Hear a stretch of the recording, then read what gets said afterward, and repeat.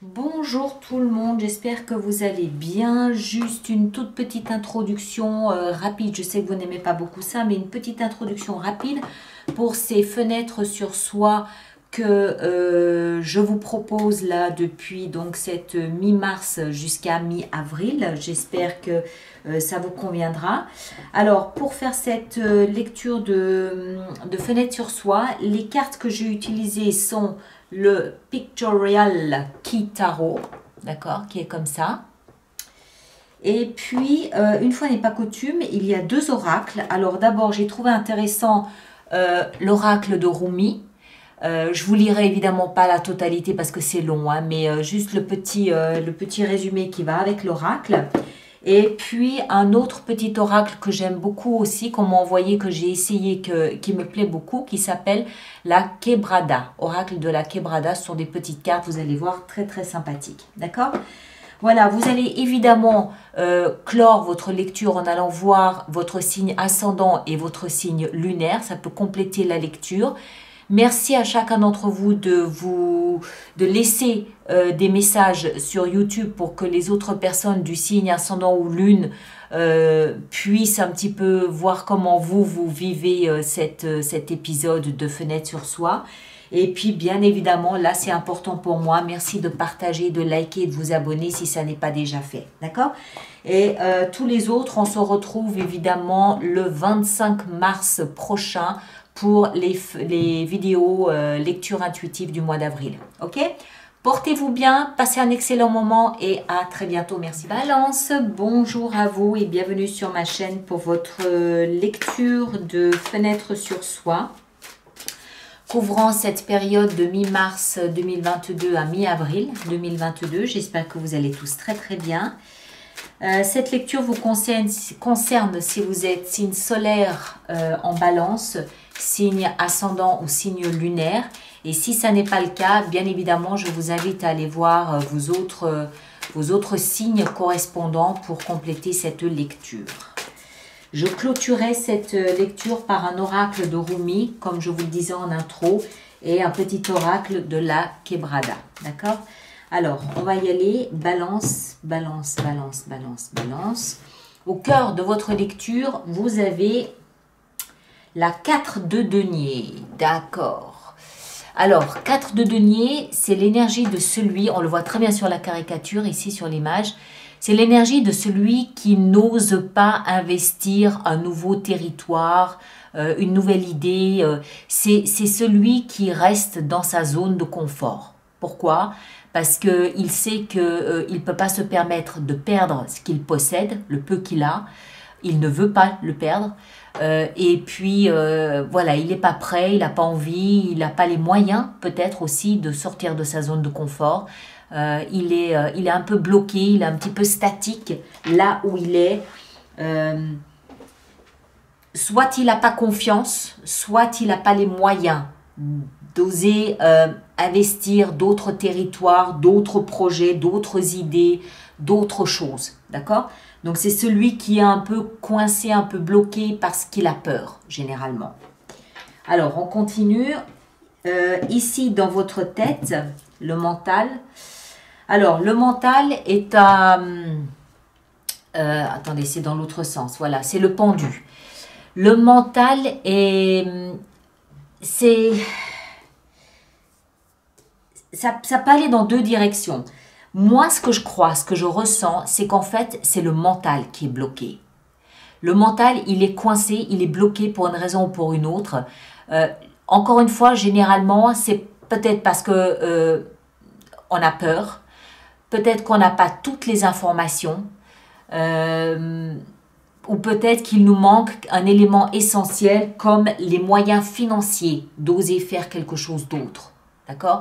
Mais pour moi, c'est le mental qui bloque. Et si le mental bloque, généralement, c'est parce qu'il a un mauvais angle de vue. Il voit la question, il voit le sujet sous un seul angle de vue qui peut l'effrayer. Quand c'est comme ça, mais on va voir tout à l'heure vers quoi vous allez, quand c'est comme ça, généralement, qu'est-ce qu'il faut faire? Prendre du recul. En changeant d'angle de vue, on verra les choses différemment.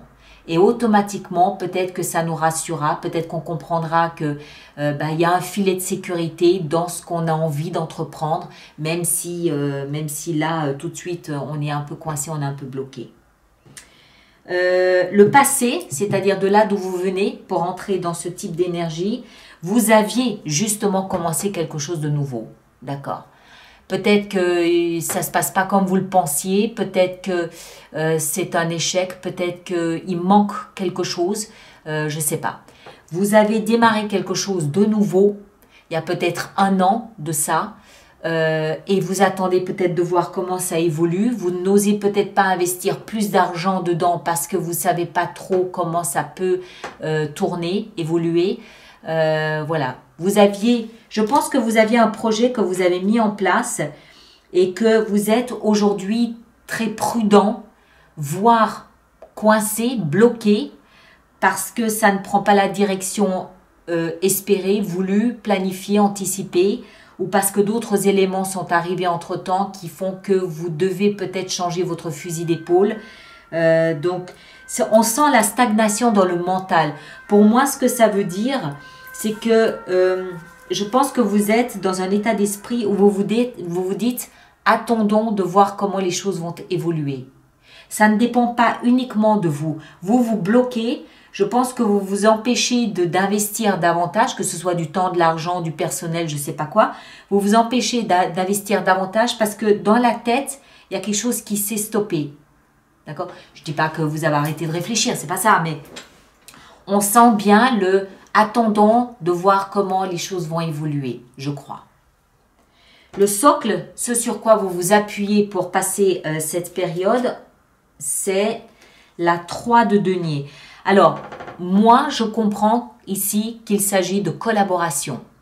Vous faites appel à une tierce personne, vous faites appel à un conseiller, vous faites appel à un coach, vous faites appel à un expert dans un domaine. Ça peut être la comptabilité, ça peut être l'informatique, ça peut être un avocat, ça peut être...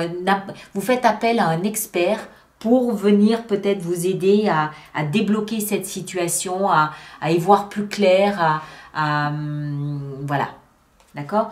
Ça peut être professionnel, mais ça peut aussi être complètement privé, personnel, d'accord? L'expert en question, ça peut être un thérapeute. Hein? Quand je dis vous ne sortez pas de votre zone de confort, ça peut aussi être compris dans la vie privée où vous avez peut-être un petit peu plus de mal qu'avant à vous sociabiliser, le Covid étant passé par là, etc. Et faire appel à une personne externe, ça peut très bien être un thérapeute pour vous aider à traverser ce pont, vous aider à traverser cette période et aller vers quelque chose de plus sécurisant pour vous. Ici, ce vers quoi vous allez, c'est le chariot. Très bien, excellent. Alors, le chariot, c'est la carte du signe du Cancer.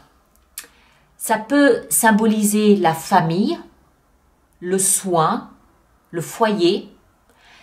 La carte du chariot peut nous parler d'un déménagement, d'un voyage, d'une expatriation. On comprend. Peut-être que vous aviez envisagé de vous expatrier, mais avec ce qui se passe, vous êtes peut-être sur la retenue. Voilà, donc vous allez de toute façon, pardon, ça c'est la direction dans laquelle vous allez. Donc vous allez de toute façon vers un déplacement, vers un voyage, vers un déménagement peut-être aussi, je l'ai déjà dit. Le chariot, il peut aussi nous parler ici du mois de juillet. D'accord? Donc ça peut être quelque chose que vous préparez pour le mois de juillet. Voilà, alors on va vous sortir maintenant une petite carte oracle de Rumi pour voir de quelle façon on peut peut-être encore apporter un éclairage là-dessus. Et on a la sœur sacrée. Alors je vais vous le lire, c'est le numéro 37. 37, il est où? Il est 37, la sœur sacrée. Alors c'est un petit peu plus long. Je vais vous lire tout ça. Quand tu es conscient, un nuage de tristesse t'entoure. Quand tu dépasses la conscience, la lune se repose dans tes bras. Quand tu es conscient, le bien-aimé t'échappe. Quand tu dépasses la conscience, l'extase de l'amour te propulse. Quand tu es conscient, tu es déprimé comme l'automne. Quand tu dépasses la conscience, l'hiver glacial prend des airs de printemps. Tes hésitations, ta précarité,